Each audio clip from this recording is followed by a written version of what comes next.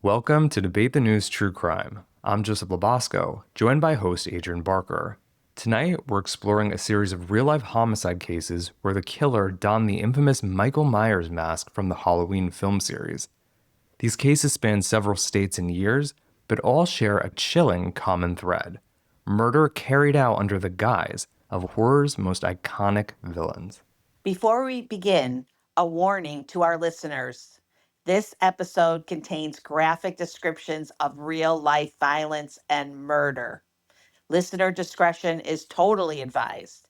And if you or someone you know needs support, help may be available via the Crisis Lifeline by dialing 988. We approach the story with respect for all the victims. May they rest in peace.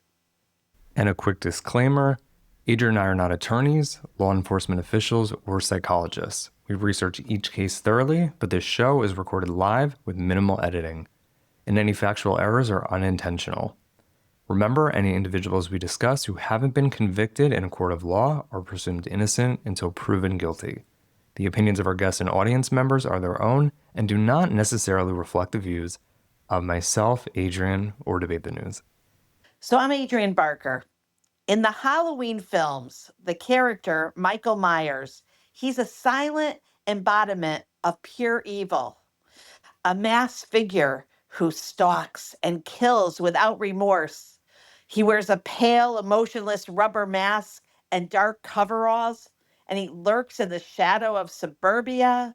I can feel it right now. I'm scared. Across decades of sequels, Michael Myers became a symbol of the boogeyman, lurking on Halloween night, impossible to kill, and relentless in his pursuit. What drives someone to turn a horror movie icon into a real-life disguise for murder? Tonight, we'll examine every angle, from a random stabbing allegedly inspired by a Halloween film, to a double homicide where a dropped mask helped catch a killer, to a drifter who enacted a bloody boogeyman fantasy, and finally, an unsolved Halloween night shooting that left investigators grasping for answers. This is Debate the News True Crime. Let's dive into the timeline. So our first case takes us to a quiet community center in Florence, South Carolina, just days before Christmas 2020, where a city employee was brutally attacked by a young man seemingly channeling the horror of Michael Myers. The perpetrator, 19-year-old Juan Kavori Crittenden, who later confessed that he had watched a Halloween movie featuring Michael Myers and he felt an urge to kill someone. He told investigators that he even prayed before setting out to commit the crime. And on the morning of December 21st, he rode his bicycle to the Florence City Recreational Facility on Clemens Street, where 49-year-old Penny Phillips was working alone. He asked Phillips if he could use the bathroom, and then moments later emerged from the bathroom wearing a Michael Myers mask, armed with a knife. In a scene that could have been ripped from a horror film, Crittenden repeatedly stabbed Phillips for no apparent reason. The attack was vicious and unprovoked, a truly random act of violence with no prior connection between killer and victim. Phillips, a mother and a newly hired city employee of about 1 month, was rushed to the hospital, but tragically died from multiple sharp force injuries later that night. Within hours, police arrested Crittenden. Under questioning, he admitted what he'd done and explained that the Halloween slasher films had inspired him to carry out this murder. In June 2023, as his trial approached, Crittenden pleaded guilty to Phillips' murder. A judge sentenced him to life in prison with no chance of release, ensuring he will spend the rest of his days behind bars for the horrific killing. October 2021, Charleston, West Virginia. In Charleston's West Side neighborhood, two young women, 22-year-old Kaitiana Belcher and 26-year-old Bria White, they were enjoying a night out together. And in the early hours of October 8th, around 1:30 in the morning, gunshots rang out. Bria was found on the street. She was riddled with bullets, and officers recovered a dozen 9mm shell casings at the scene. And as police began searching for Belcher, who was White's girlfriend, A second grim discovery was made just before 8 a.m. A neighbor found Katiana Belcher's body about a mile away on Grant Street. She had been shot once in the neck. It was execution style. And two crime scenes and two murder victims killed just hours apart. That set Charleston police scrambling for clues. And soon, an eerie detail emerged. Investigators learned that Katiana Belcher had posted a video to her Snapchat shortly after 1 a.m. that night. And in the video, a male suspect is seen wearing a blue zip up jacket with white stripes, black shorts, and a Michael Myers costume mask over his face. And in the background of that clip, Bria White can be glimpsed walking behind the masked man. Detectives canvassed the area and reviewed security cameras. They caught sight of what appeared to be the same man on foot, fleeing one of the scenes and peeling off his clothes as he ran. Thanks to vigilant witnesses, police learned that the suspect's nickname was KJ, and one of White's family members identified KJ as Marquise Jermaine Goodman. Within 6 days, U.S. Marshals and police tracked Goodman to Detroit, Michigan, and captured him on a fugitive warrant. In searches of the area near the crime scene, officers recovered key evidence: a 9mm Glock pistol hidden in an overgrown yard, and in a nearby dump, they found a discarded Michael Myers Halloween mask, the very costume mask seen in Belcher's Snapchat video. They also found other items of the suspect's clothing that had been shed, including a blue striped jacket and a black ski mask that had been worn under the white Michael Myers mask. According to the criminal complaint, this physical evidence was crucial in tying Goodman to the killings. Facing a mountain of evidence, 21-year-old Goodman eventually agreed to a plea deal. In February 2024, he pleaded guilty to 2 counts of second-degree murder for killing Belcher and White. He now faces a potential sentence of 40 years for each murder count, effectively up to 80 years in prison. This Charleston case, where a Halloween mask apparently helped a murderer hide in plain sight, ended with a measure of justice for the victims, thanks in part to that very mask being found and linked to the killer. January 2024, Morgantown, West Virginia. In the pre-dawn hours of January 16th, police responding to a 911 call found a young man named Jacob Lowe, 26 years old, savagely murdered in his own home. The front door was ajar. There were signs of a violent struggle, and it soon became clear that this wasn't a typical burglary or domestic incident. It was something out of a nightmare. Lowe had been attacked while he slept by an intruder wearing a Michael Myers mask who broke into his house, and the assailant, later identified as 24-year-old Jonathan John Ramirez of Watauga, Texas, had no personal connection to the victim at all. In fact, Ramirez had only arrived in West Virginia a couple days earlier. He'd driven from Texas to meet up with a teenage girl in another part of the state. But when the plan fell through, he drifted to Morgantown. And in the words of prosecutors, he began his hunt for someone to kill. He chose Jacob Lowe's small home and broke in around 3 a.m. What followed was pure horror.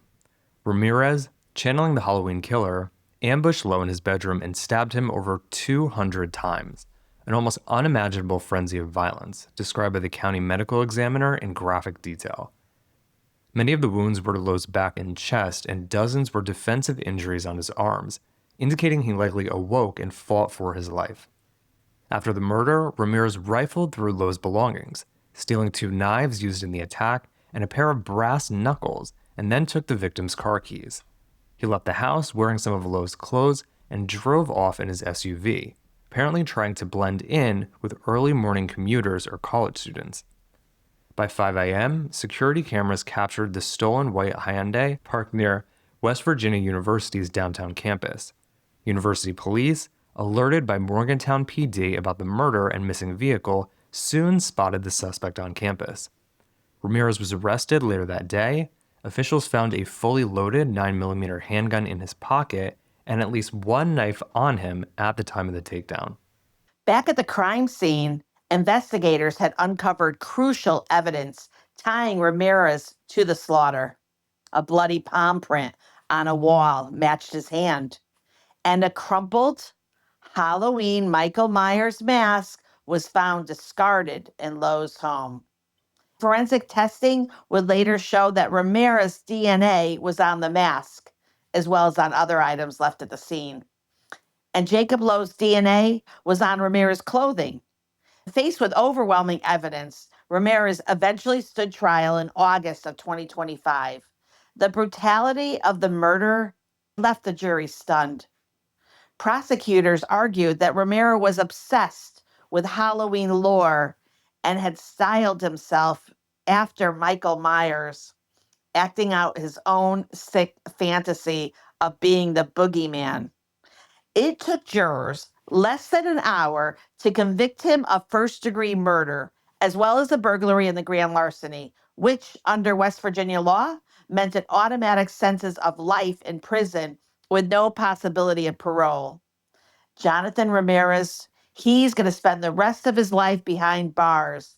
And this case stands as a stark example of how a fictional, gross boogeyman monster inspired a real one, and how quickly law enforcement responded to stop him before he could hurt anyone else.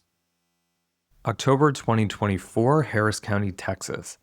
Our final case takes place on Halloween night in a suburban Houston neighborhood, and it remains shrouded in mystery. On the evening of October 31st, a 38-year-old father of three, Eric Pate Jr., was winding down for the night when horror came to his doorstep. Pate was in his garage, which was open to the street, when an unknown assailant approached. Neighbors later reported seeing a suspicious person in a Michael Myers-style mask walking in the area around that time. And without warning, this masked individual walked up to Pate's driveway into the garage and opened fire with a gun, shooting Pate multiple times at close range. And inside the house, two of Pate's children, they heard the gunshots and they frantically called for help. By the time Harris County Sheriff deputies and the EMS arrived, the gunman was gone and Eric Pate lay unresponsive. Despite desperate efforts, he could not be saved. He died there in his garage with his children unharmed, but witnessing the aftermath of their father's murder. Investigators canvassed the neighborhood into the early morning hours of November 1st. Multiple witnesses confirmed seeing a person wearing a Halloween movie Michael Myers mask fleeing the scene, but in the darkness and chaos, no clear identity of the shooter emerged. Home security cameras provided a few grainy glimpses of a costumed figure moving near the Pate residence, but nothing clear enough to make an arrest. The case took an even stranger turn when detectives learned that just 2 months prior, in August 2024, Eric Pate's estranged wife, the mother of his children, had been murdered in an apartment not far away. That earlier homicide was still unsolved, and police had at one point named Eric Pate as a person of interest in his wife's death. Now, with Pate himself gunned down on Halloween, authorities couldn't ignore the chilling possibility that the two incidents were connected. Was someone avenging the wife's murder by executing Pate in this vigilante fashion? Could it even be that the same person who killed the wife was now silencing Pate?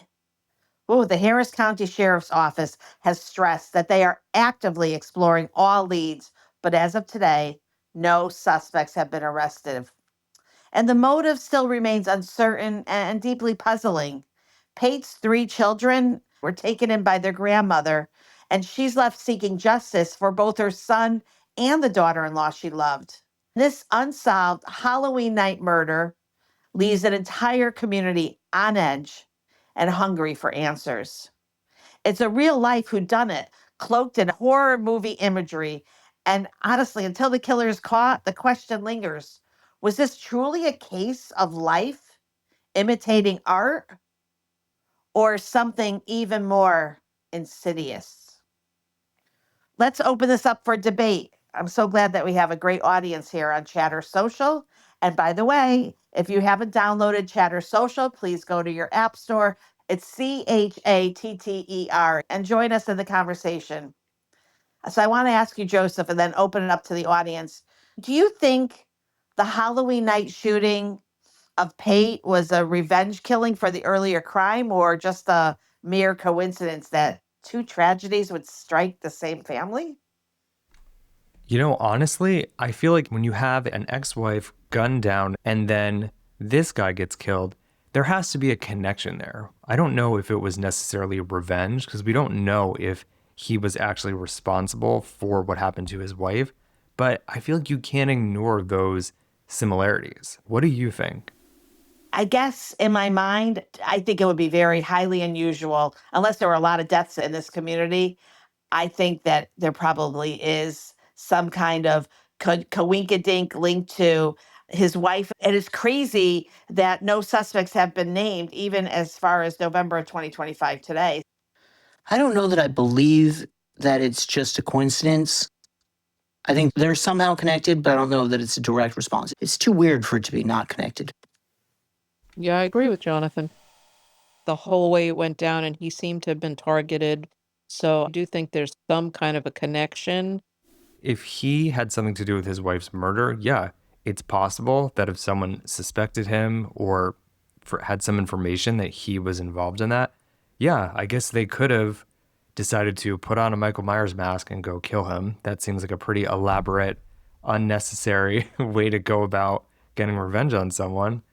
But I think it's also possible that they were both targeted for whatever reason. Someone could have killed the wife and then come after him. But to me, putting on a Michael Myers mask and then going and killing someone, that speaks to another level of crazy and not just some random attack. But I mean, who knows? And to have the children there. So that to me is the worst. So one thing is killing the father, but knowing that what you're going to do, and if the killer knew that the mother was just killed a couple of months before that, then that even makes it more horrific. And I'm wondering to myself, if you put a mask on, does that like kind of make you feel like maybe it's not you and it's someone else that's doing the crime in some sick way that is in these sick murder monsters? So, would you support? Because I love this idea. Because masks scare the hell out of me. Would you support a local curfew on full face masks after a certain time on Halloween in residential zones to potentially reduce the possibility of someone committing a crime under the cover of a Halloween costume? I don't think it's going to prevent that much crime. To me, these cases seem like very rare, isolated incidents. I don't think Halloween in most areas turns into the purge after dark. I think for the most part, people go trick or treating, they go to their parties. So, no, I would not support a curfew because I think that's just a little bit of overkill. And I think why ruin it for everyone else? Because there's a couple crazy people that randomly every year commit a crime in a Halloween mask. Just like COVID, I believe in masks. You know what? And I also, though, like Jonathan, you wouldn't wear a Michael Myers mask if you're walking into the bank, right? I mean, honestly, you can't even wear a hat and sunglasses because they need to see your face. I kind of feel the same way, Joseph. These masks scare me, right? Because I don't know who's behind that mask. So if I'm walking by someone, I don't know when I'm at an event. I was just at a Halloween horror night and I was like so scared because I'm thinking, oh my God, this is like someone who got by. They don't even work here. They just put the mask on and they're accepted as being an employee. And yes, I know that it sounds a little crazy, but that's what happens. These masks really cause a lot of scare in the neighborhood. So I would like to have a curfew. I'd like to have a mass curfew. What do you guys think? I mean, I don't think you can really do that. If we go down the statistics of these murders that are committed and everything, how many of them were really wearing masks? And if you start with the masks, then what about, was it John Wayne Gacy who was dressed like a clown? Then we're going to have to start going down that rabbit hole of the whole clown thing. So I don't really think that that's necessary to have any kind of a ban on masks or a curfew on masks, but that's just my personal opinion. Can I vote to outlaw masks and clowns? Because I don't like either of them. But realistically, I don't know that it's going to work, but I will support the banning of masks and clowns, all clowns, because clowns are scary. Jonathan, thank you. We're watching Welcome to Derry on HBO. And I would like to just say that I stand by Jonathan Howard. Baths are not needed.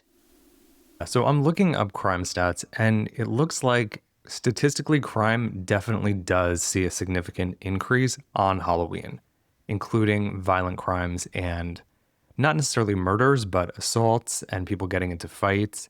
Vandalism obviously is up significantly, but also home invasions spike on Halloween. And they think it's because a lot of people are out trick or treating with their kids, so there's homes unattended. However, I wasn't able to find any information that points to masks themselves playing a role in that crime. So some experts think it's just crime increases because it's a busy night. There's a lot more people out than there normally would be. There's parties, there's a lot more alcohol consumption. So you could point to simple factors like that for why there's an increase in crime. But as far as people wearing masks in the commissioning of these crimes, I'm not seeing any correlation there. So I am still not for the mask ban. But DUIs are also up on Halloween. So I do support a mask ban while driving a car, whether it's Halloween or any other day. I don't think you should be able to wear a Michael Myers Halloween mask when operating a motor vehicle. So I'll agree with you on that. Whew, good, good, good.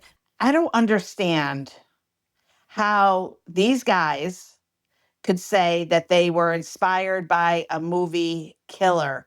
I mean, I'm inspired by Barbara Streisand. I'm inspired by Julia Roberts. I'm inspired by a lot of people, but not movie killers. What is going on? And should society be concerned about the copycat effect? Yeah, I definitely have had some Halloween costumes in the past that were inspired by movies, but they weren't horror movies. They were like comedies. But the copycat effect, for lack of a better term, is real. We do see, especially with school shootings, for example, when a highly publicized school shooting happens, we do see a copycat effect where I believe it's 1 week after that incident, there is statistically an increase that there will be a copycat type incident. Now, these types of copycat crimes also extend to homicides, stabbings, shootings that aren't mass shooting events, but they tend to be a very, very small segment of the population who take it upon themselves to copycat it. So it is a thing that does happen, but the vast majority of the general population is not at an increased risk of committing a crime just because someone else did. It does exist, though, obviously, because we're sharing the story of these copycat crimes. So glad that's not taking over a lot. But the FBI shows that 70% of copycats idolize a prior offender. The Secret Service in 2019 said that 80% of school shooters leak intent. We were talking earlier before we started the show about cruelty to animals and serial killers and fire setting. Those are escalation marks. Anyone that's all of a sudden acquiring knives, guns, or even masks for fun.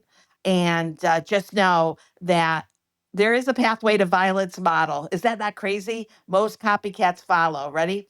Grievance to ideation to planning to preparation and then attack. Now, that is crazy to me. I'm normally talking about how you take something to like a business plan, but this is how you actually take your pathway to violence plan. So if you have a Michael Myers mask, put it away and put it somewhere where you won't remember it next year. Sorry, Party City. Stop selling it too. No, I'm just kidding around. You know, I think Party City did recently go out of business, so too little, too late. They're already gone. But yeah, it's interesting. Look, everyone is in control of their own actions. If someone decides to go out and commit a homicide or a mass shooting, that is not on the media. That is not on anyone else. That is on that person. You're choosing to do that. So I think that, yes, we should be mindful of it, but I don't think we should be censoring our coverage, even here on Debate the News True Crime, because God forbid some crazy person might hear it and then decide to go commit a homicide. I like that, Joseph. And of course, we just want to make it very clear we want no bans on true crime podcasts. Absolutely none. Do not violate our free speech. So, really interesting. Wow. We went down a rabbit hole, but it was good. So, Joseph, I think it's a wrap on this Debate the News True Crime episode. The case of the Michael Myers mask murders are totally as bizarro as they are disturbing. And what's scary is that they're actually real people committing these unspeakable crimes, from a beloved city worker stabbed to death in a random attack, to two young women gunned down by someone they likely knew, to a stranger slaughtered by a drifter acting out a slasher fantasy, and to a father of three ambushed on Halloween. Each of these stories is a tragedy, and it leaves us grasping for answers. You could hear us all wanting these answers. And as always, our hearts are with the victims: Penny Phillips, Tatiana Belcher, Bria White, Jacob Lowe, and Eric Pate. They were daughters, mother, a friend, a colleague, a father. They're real people whose lives were stolen by an assailant in a mask. And we remember them and we honor the love they brought into the world, even as we reel from the horror of how they died. These Michael Myers copycat cases serve as a sobering reminder that sometimes truth really is stranger and scarier than fiction. Thank you to all of our listeners for joining us tonight. We appreciate you being a part of our Debate the News True Crime community. If you found this episode informative and thought-provoking, please subscribe to the podcast and consider leaving a review. Your support helps us keep these important conversations going. We'll be back every Tuesday and Thursday with another case to debate and discuss.